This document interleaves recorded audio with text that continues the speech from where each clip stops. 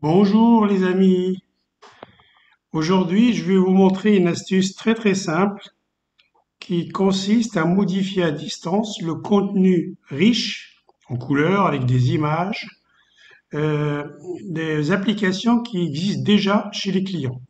Imaginez que vous avez une application Windows chez vos clients et ou une application téléchargée par vos utilisateurs qui est sous Android ou iOS et vous rêvez de modifier à distance avec une application Windows qu'on appellera le back-office, donc c'est-à-dire que les utilisateurs ne l'ont pas, et que soit vous, développeur, soit l'entreprise à laquelle vous avez vendu les applications, il y aura des employés qui vont modifier à distance le contenu des applications déployées chez les clients.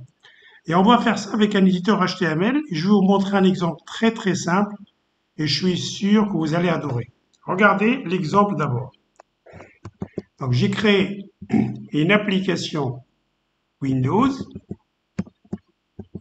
que je vais vous montrer ici. C'est pas celle-là, ça va être celle-là. Ça, c'est l'application donc back office. Regardez dans la démonstration. Donc là, je suis en WinDev 27. J'ai installé ici, là où je bouge ma souris, un champ qu'on appelle éditeur de texte. Et vraiment, on dirait Word. Mais je tape ici, j'ai tapé super promo, prolongation. Je vais faire de la publicité sur un produit qui va passer de 39,99 € à 7,99 € et qu'il y a donc une super promotion sur ce produit-là. Ici, je peux taper ce que je veux parce que j'ai des boutons. On a l'impression qu'on est dans le logiciel, excusez-moi, Microsoft Word. Je tape ce que je veux. Voilà. Et j'ai prévu au-dessus de ce champ HTML un bouton qui va enregistrer dans une base de données le contenu HTML de ce que je vois. Donc, c'est-à-dire que moi, dans Windev, en tant que développeur, ou vos utilisateurs de cette application back-office n'ont pas à connaître le code HTML. Ils tapent ici, ils ont l'impression d'être dans Word avec les boutons. Et nous, quand on fait enregistrer, on va enregistrer le code HTML qui a été généré par l'éditeur HTML dans une base de données. Donc j'enregistre et je reste là. Alors maintenant, imaginez que vous avez livré une application Windows euh, pour que vos utilisateurs, vos clients achètent des produits. Je la lance. Et regardez, donc là, on est, faut que je les mette côte à côte. À droite, ici, en mauve, c'est l'application back-office qui a fait ceci. Et ici, donc, quand on ouvre l'application des utilisateurs, qui est à distance, qui est, elle, vous voyez, l'application Windows, ils ont automatiquement, dans mon exemple, j'affiche une fenêtre qui va lire la base de données distante, qui récupère le code HTML et qui l'affiche cette fois-ci sur un champ HTML en affichage.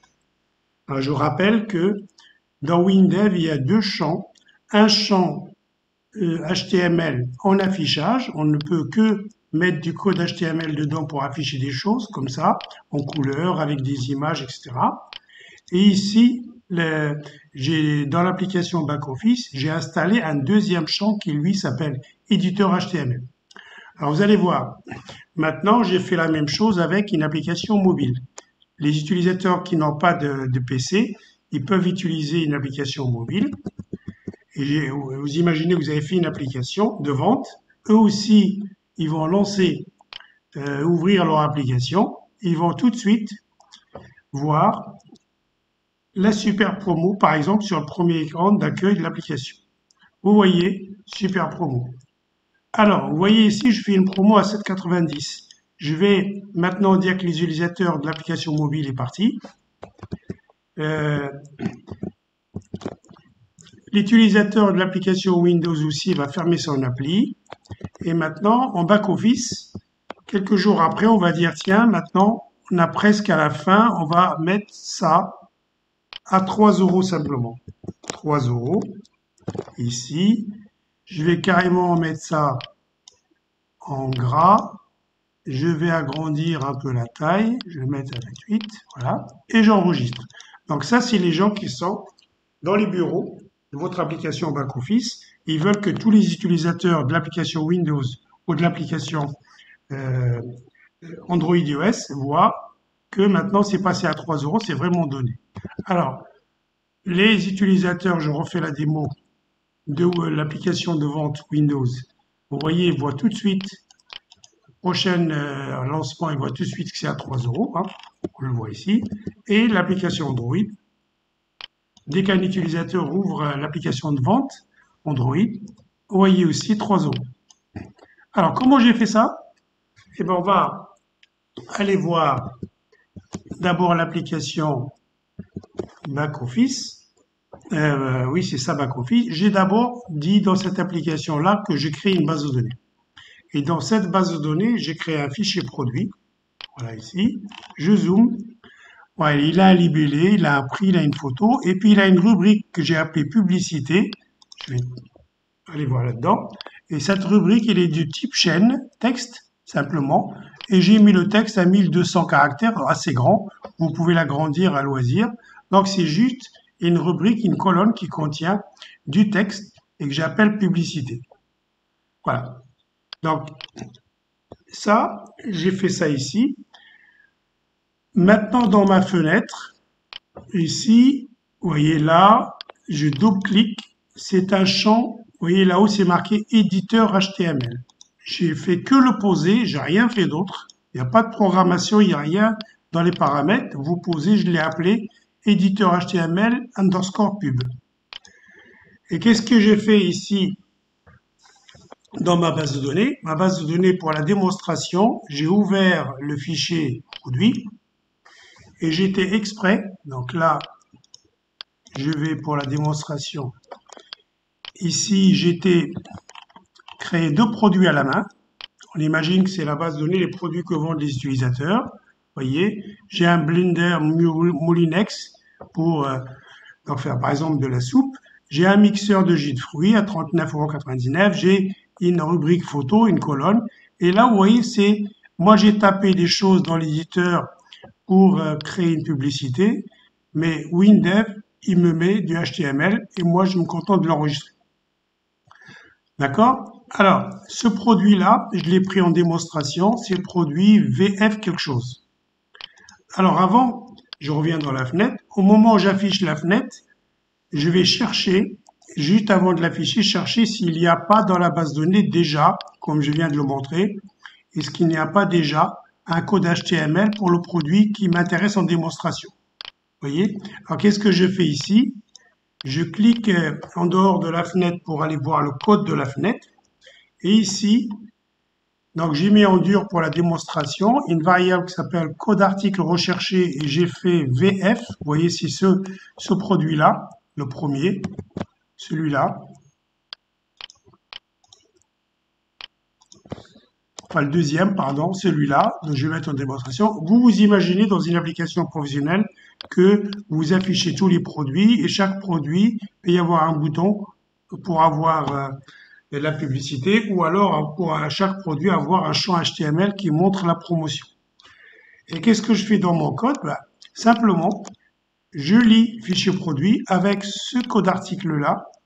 Et si je le trouve, donc si c'est vrai, ici, c'est vrai, à ce moment-là, le champ éditeur HTML, je fais simplement égal et je lui mets le code HTML qui est supposé avoir été généré. C'est la colonne, la rubrique publicité dans le fichier produit, là-dedans.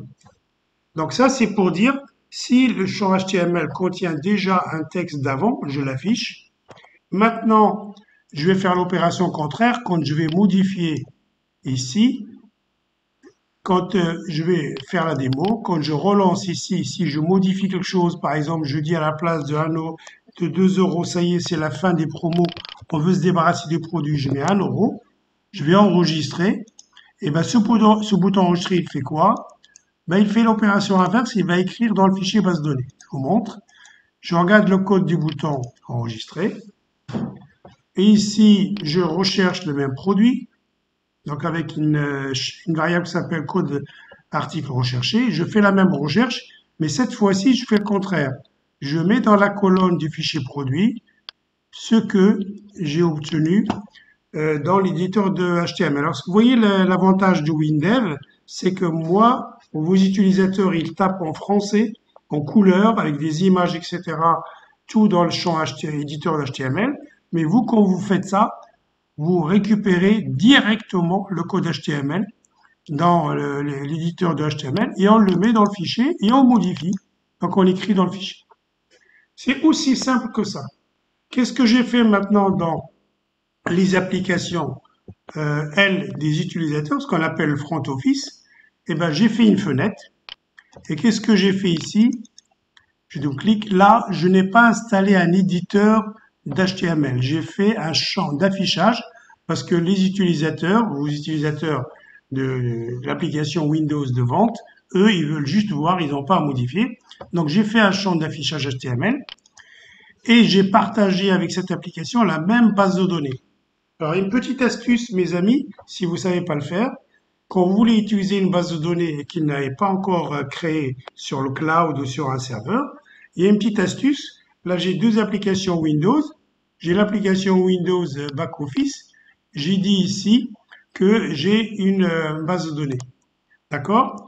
Maintenant, avant même de créer la base de données pour les utilisateurs finaux, je peux tester sur mon PC le partage de la base de données. Qu'est-ce que j'ai fait? Je fais dans la deuxième application Windows, je lui dis quand je l'ai créé que je partageais l'analyse. Et ça se passe dans Projet, donc l'onglet Projet Description. J'étais dans Analyse ici, dans l'onglet, et je lui dis que j'utilise ici, je ne peux pas zoomer, mais j'utilise une analyse, et j'ai cliqué sur les trois petits points, et j'ai été lui montrer ici le dossier du premier projet qui a créé l'analyse. J'étais dans le dossier qui finit par .ana comme analyse et je lui ai montré l'analyse ici, que j'ai à la base de données que j'ai appelée BD Vente. Donc je me répète, quand je veux tester une base de données distante et que je ne l'ai pas encore créée à distance, je peux créer deux projets, Windows ou mobile, Android et iOS, et un projet crée la base de données et le deuxième projet, il dit qu'il la partage en allant chercher l'analyse. Attention, quand vous faites comme ça, il ne faut pas qu'il y ait deux projets qui ouvrent l'analyse. Chaque fois que vous voulez l'ouvrir dans l'un des deux projets, il faut la fermer dans l'autre. Voilà, donc ça c'est comme ça. Et qu'est-ce que j'ai fait dans ce projet qui va faire que lire? Eh ben, avant d'afficher la fenêtre dans son code, ici, dans le code d'initialisation, ben, je fais la même chose. Je recherche le même produit, je recherche le produit et une fois que je le trouve, ben, le champ d'affichage dans cette application Front Office, il va chercher la publicité, il l'affiche. Rien de compliqué, mais très très puissant, parce que moi j'ai fait juste un texte en couleur, mais imaginez que vous pouvez ajouter des vidéos, vous pouvez ajouter des images, vous pouvez ajouter des sons, comme je vous ai montré dans la vidéo précédente qui présentait le champ HTML en affichage. Et puis pour l'application Android iOS, c'est exactement la même chose.